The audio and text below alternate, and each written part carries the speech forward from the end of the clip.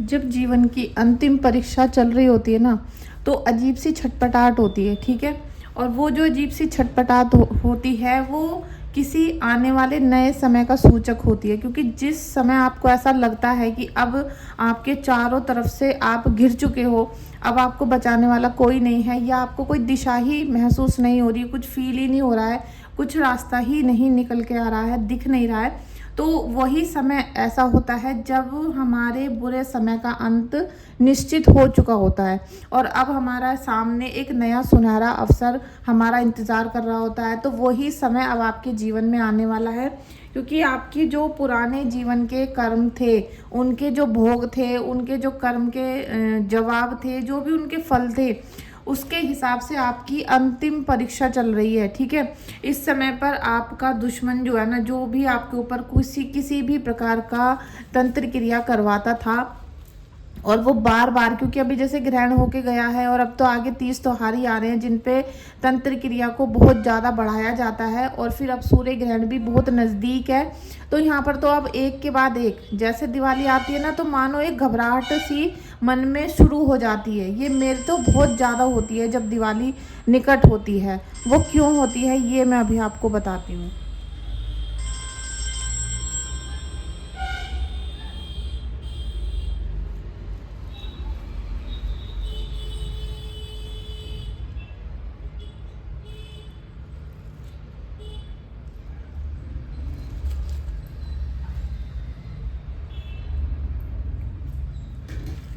मुझे इसलिए घबराहट होने लगती है क्योंकि मैं देखती हूँ जो भी हमारे क्लाइंट्स हैं, जो भी मुझे फ़ोन मैसेज करते हैं, तो उनके जीवन में ऐसा ही होता है कि जो भी इंसान पर, मतलब ये जो साधारण सा मनुष्य जीवन है ना, इसमें एक दूसरे के पीछे पड़े रहते हैं लोग। इनको अपने दुख से तो कोई मतलब नहीं होता, लेकिन ये क्या करते हैं कि अपना इन्हें सुख मिलता है जब जब सामने वाला दुखी होता है। तो ये 30 त्योहार तांत्रिक जो है ना, इन चीज़ों का इंतज़ार करते हैं।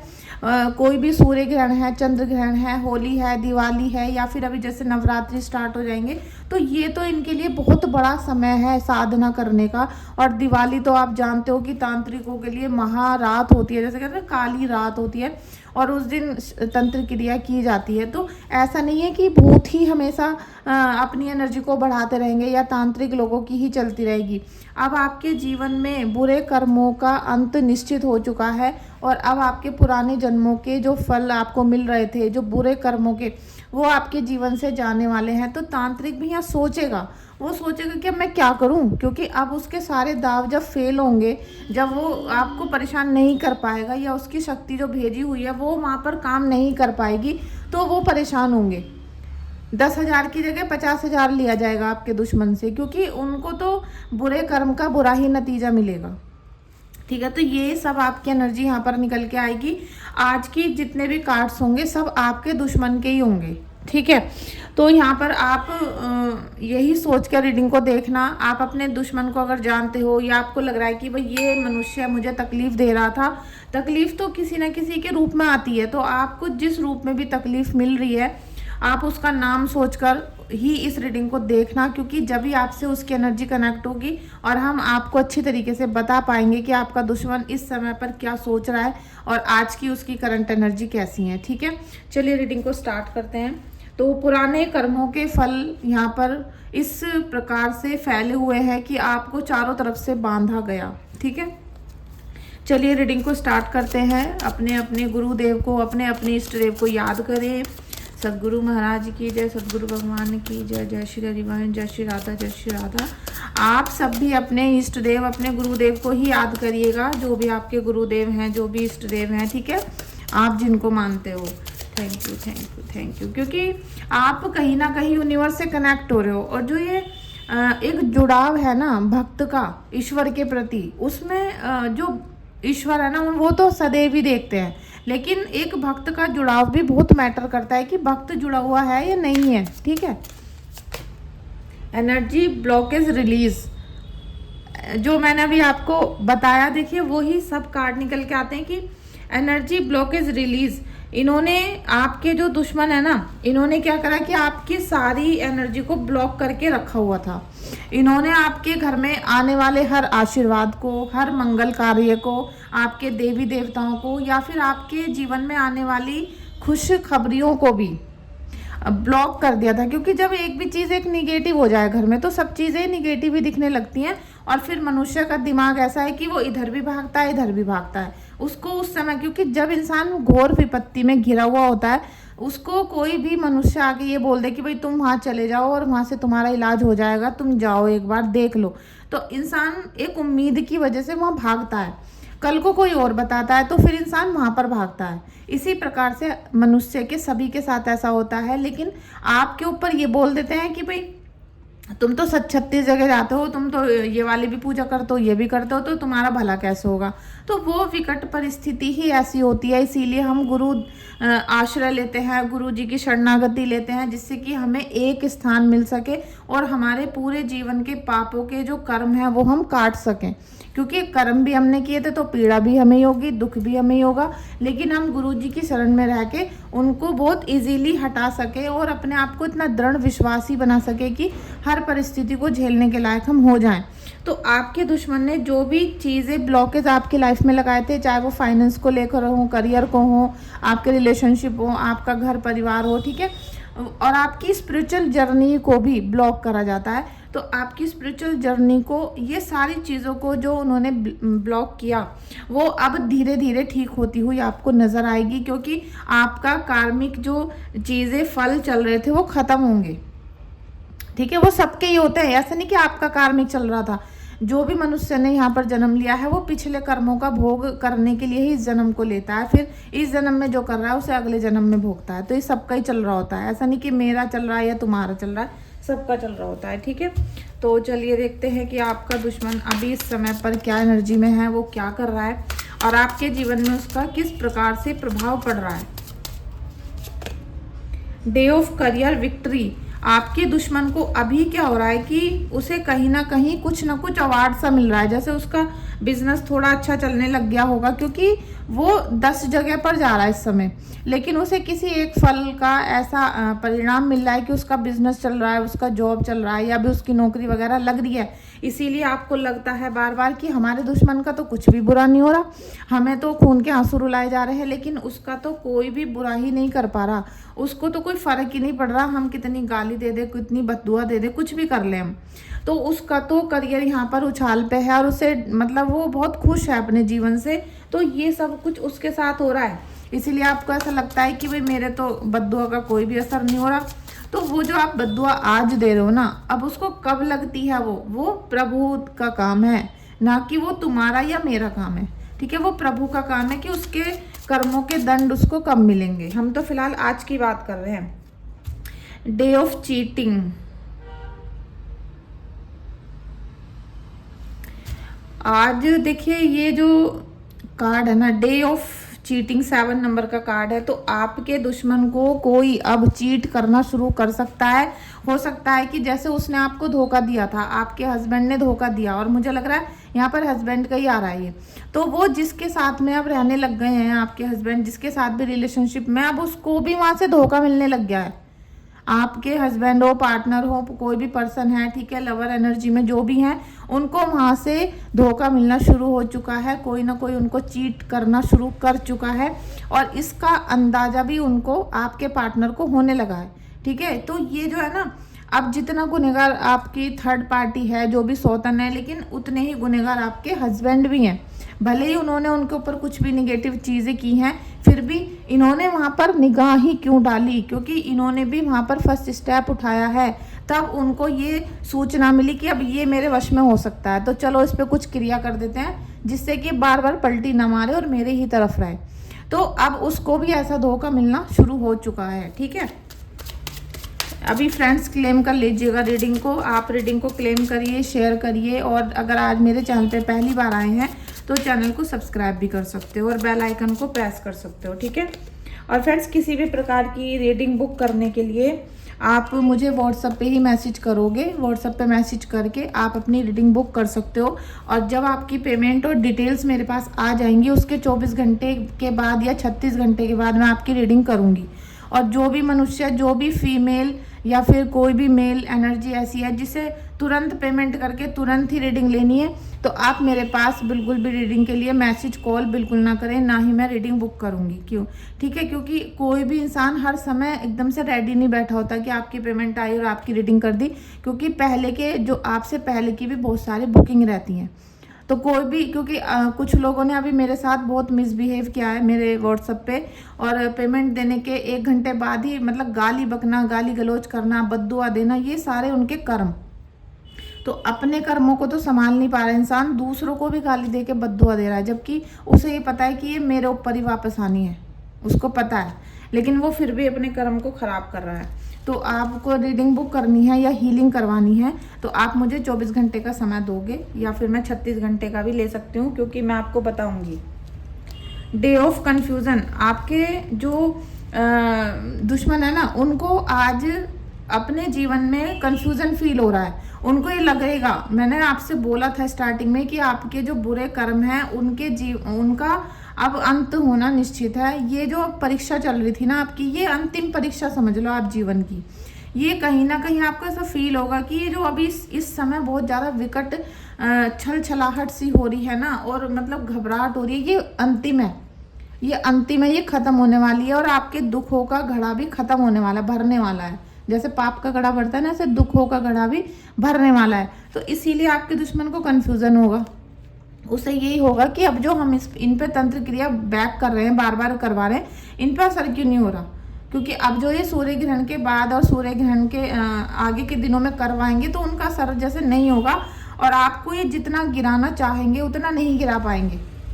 ठीक है, तो ये एकदम से छटपटाएंगे, ये कंफ्यूज होंगे कि भाई ये कैसे हो रहा है। आज इनके ऊपर वो शक्तियां जो पहले हमने इन्हें भेजी थी, बर्बाद कर दिया था, वो शक्तियां आज इनका बुरा क्यों नहीं कर पा रही, क्योंकि अब आपका पुराने कर्मों के फल कटने शुरू हो चुके हैं और आपके जीवन में अच्छे कर्मों का प्रभाव आ रहा है।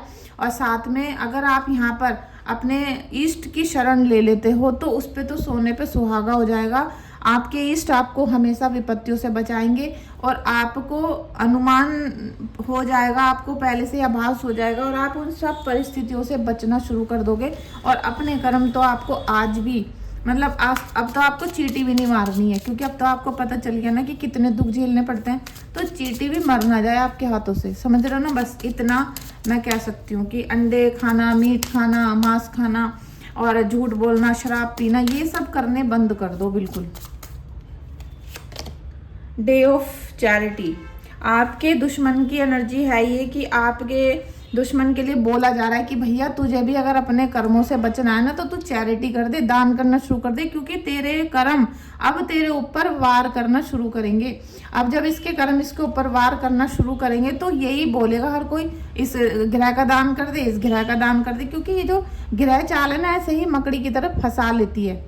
जब आप ज्योतिषी की वीडियो देखोगे, एस्ट्रोलॉजी में देखोगे, कुंडली करवाओगे तो आपको पता चलेगा कि इस समय आपके भी कितने सारे ग्रह निगेटिव चल रहे हैं, जिनकी वजह से आप षड्यंत्रों में आ चुके हो। हमारे महाराज जी हैं, गुरु जी, वो भी इस बात को कहते हैं, वो कहते हैं कि जहाँ राधा वहाँ कोई नहीं बाधा। एक साधक अगर अपने मंत्र जाप से अपनी पावर को बढ़ाता है तो वो अपनी पावर नहीं बढ़ाता, वो राधा रानी के मंत्रों की शक्ति को बढ़ाता है, जिससे उसे आशीर्वाद मिलता है और कोई भी निगेटिव एनर्जी उसको छू नहीं सकती। लेकिन महाराज जी ये भी बोलते हैं कि ज्योतिष में एक एक चीज लिखी होती है, जिसका अंत जब का लिखा है ना होगा जभी। लेकिन मंत्रों की शक्ति और उनकी जो भक्ति हम करेंगे अपने इष्ट की, उससे हमें हमारा सारा जो समय है वो सुगम हो जाएगा, सरल हो जाएगा। लेकिन होगा तो वही जो कुंडली के अंदर लिखा है। ठीक है, इसीलिए मैं आप सबसे कहती हूँ कि कुंडली को चेक करवाओ और ज़्यादा से ज़्यादा अपने इष्ट का जाप करो, मंत्र जाप करो, पूजा करो, और जिस चीज़ का आपको ग्रह बताया जाता है निगेटिव, उसका दान, उसकी सेवा, उसकी पूजा करना शुरू करो। ठीक है, thank you so much, thank you so much Radha Krishna.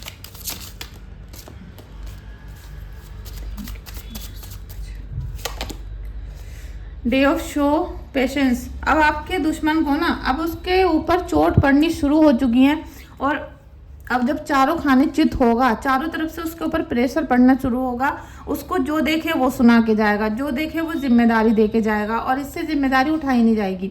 अब इस पे सब अकड़ेंगे, कोई गुस्सा कर रहा है, कोई मार रहा है, कोई कहीं फंसा रहा है, तो इसके पेशेंस की, इसके धैर्य की परीक्षा स्टार्ट होगी। और यही होता है कार्मिक एनर्जी, ठीक है। जब हम अपने पुराने कर्मों का या इस कर्म को भी, भाई इस जन्म में अभी किसी ने चोरी की, उसको पुलिस उठा के ले जाती है क्योंकि वो अभी करी थी ना तूने, तो ये तुझे तो अभी कर्मों का फल मिल गया। तो अभी जिन्होंने आपको परेशान किया है, तो वो लोग अब षड्यंत्र के शिकार होंगे, वो अब अपने जाल में फंसेंगे और कोई ना कोई उनको इसी प्रकार से फंसाएगा। उनके कर्म, उनके ऑफिस, उनका रिलेशन, उनकी शादी, ससुराल, उनके लोग उनको परेशान करेंगे और अब वो इन विकट परिस्थितियों में फंसता हुआ नजर आ रहा है। तो आपके पास ही बहुत ज़्यादा गोल्डन समय है अपने जीवन को अच्छा करने का। हमें किसी भी दुश्मन हो या कोई भी हमारे तो सामने कोई भी है, हमें किसी का भी बुरा नहीं सोचना कि उसके साथ ये हो जाए, क्योंकि हमारी वो औकात नहीं है कि हम किसी को बद्दुआ दें या हम किसी को कुछ भी बोलें। अभी हमारा या आपका जीवन कठिन परिस्थिति से गुजर रहा है, उसको ऐसे ही चलने दो, लेकिन इस समय पर अपने अच्छे कर्म करो, जिससे कि अब जब अच्छे कर्म का फल मिलेगा तो वो भी बहुत ज़्यादा फ्रूटफुल होगा।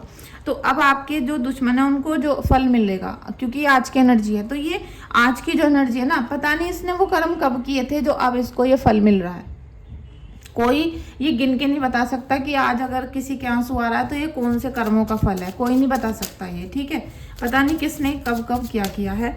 तो आपके जो दुश्मन है, डे ऑफ आर्गुमेंट, तो आपके दुश्मन की आज की भी देख लीजिए नेक्स्ट कार्ड की। आपके दुश्मन की लगातार कहीं ना कहीं बहस होगी, लड़ाई होगी, उनका मतलब झगड़ा हो सकता है, और ये बिना बात की फिजूल की बहस ही होगी, क्योंकि रीज़न कुछ नहीं, लेकिन रीज़न यही है कि मन में कन्फ्यूज़न। आप किसी को परेशान करके खुद कैसे खुश रह सकते हो? आपका दुश्मन है या कोई भी फैमिली का मेंबर है जो आपको बार बार परेशान करता था, हिट करता है, लड़ाई करने के लिए उकसाता है या आपकी चुगली करता है, और बल्कि आपके सामने भी आपकी चुगली कर दी जाती है कभी कभी। आप वहीं पे खड़े हो और आपकी ही बुराई करी जा रही है, आपके खिलाफ षड्यंत्र रचा जा रहा है, और आप अपनी सफाई में कुछ भी बोलना चाहो तो वो बोलने नहीं देंगे आपको, वो बोलने नहीं देंगे। वो अपनी एक ही बात ऐसी कह देंगे कि आपको खामोश होना पड़ेगा, क्योंकि आपको वो डरा भी रहे हैं, ठीक है ना। आपको आपके ही परिवार के लोग डरा कर चुप कर देते हैं और आपकी बात कोई सुनने को तैयार नहीं होता। ये ही वो समय होता है जिससे इंसान का दिल टूट जाता है कि हम सच बोल रहे हैं लेकिन ये सामने वाला हमें बोलने नहीं दे रहा, क्योंकि आज उसका पलड़ा भारी है। आज हम यहाँ नीचे पे हैं, वो भारी है, वो ऊपर है, क्योंकि आज उसकी सब सुन रहे हैं, भले ही वो हमारा दुश्मन है और वो झूठ भी बोल रहा है, लेकिन हम सच बोलते हुए भी हमें चुप रहना पड़ रहा है। तो ये एक समय है, बस इसमें शांत रहो आप, क्योंकि ये जो आज की शांति है ये आपको कल को निखार देगी, आपकी शक्तियों को बढ़ा देगी, और तभी ये इंसान ये सोचेगा कि आपकी पावर कैसे बढ़ी, ठीक है, आपकी पावर कैसे बढ़ रही है।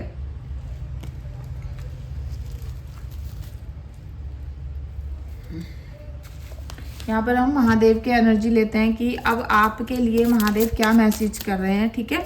आपको कौन सा मैसेज देना चाहते हैं, आपके लिए कौन सी ऐसी छुपी हुई एडवाइस है जो आपके लिए आज बहुत ज़्यादा हित कर रहने वाली है, ठीक है।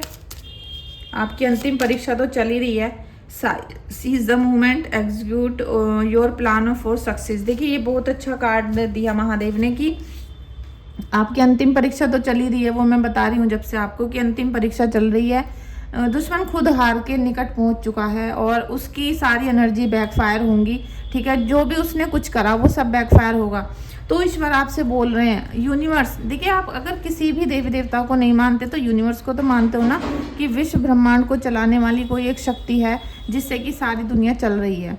तो वही शक्ति आपके जीवन में अब आपके सभी पुराने दुखों को ख़त्म कर रही है और आपके जीवन में सुनहरा अवसर लेकर आ रही है, सक्सेस होंगे आप। तो आपको अब क्या करना पड़ेगा, आप दुश्मन की बातों को छोड़ दो कि कौन है कौन, सोच लो कोई भी नहीं है जीवन में।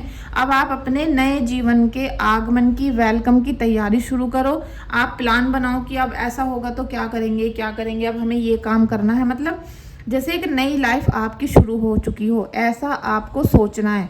आपके सोचने भर से प्रभु आपका हाथ पकड़ लेंगे और जैसा जैसा आप प्लान बनाओगे उसमें आपकी ब्लॉकेज तो ख़त्म पहले ही कर दिए हैं, ब्लॉकेज खत्म होंगे और आगे आप जिसका भी साथ लोगे, जो भी कार्य करोगे, अगर आपने समझदारी दिखाई और ईश्वर को पहले माना, अपने माँ बाप को पहले माना, अपने पितरों की पूजा करी, ठीक है। तो आप देखोगे कि आप सदैव ऊपर ही चढ़ते चले जाओगे, कभी भी नीचे नहीं देखना पड़ेगा आपको, ना ही पीछे मुड़ के देखना पड़ेगा। ये बहुत ही अच्छा महादेव का कार्ड आया है आपके लिए, आप इसको ज़रूर रिसीव करो, आप इसे क्लेम करो। और क्योंकि जो इतनी अच्छी एनर्जी होती है कि बोला और वही कार्ड आ गया, तो ये बहुत कम होता है, ये इंट्यूशन बेस पे ही होता है, ये कोई कार्ड का मतलब नहीं होता। लेकिन हमने जो सोचा वही कार्ड आ गया है। अगर तो आपको प्रभु ये सच में ही बताना चाहते थे तो आप इसे क्लेम कर लो रीडिंग को। और जो भी आपके मन में इस समय कुछ भी आता है, कुछ भी आ रहा है, मैं बोल रही हूँ कि आपका मन कर रहा है कि पॉपकॉर्न खा लूँ, तो आप उसे ही लिख दो कमेंट बॉक्स में। आपका मन कर रहा है कि एक गोल्ड की चैन खरीद के ले आऊँ, तो आप उसको ही लिख दो। मतलब आप इस समय जो भी फील कर रहे हो अपने मन में, आप उसे कमेंट बॉक्स में लिखो, ठीक है। और फ्रेंड्स, अगर आपको रीडिंग बुक करनी है या फिर कुंडली बनवानी है, हीलिंग करानी है, तो सभी का अलग अलग चार्ज होता है। उसके लिए आप मुझे व्हाट्सएप पे मैसेज कर सकते हो, ठीक है। Thank you so much. Radhe Radhe, जय श्री कृष्ण।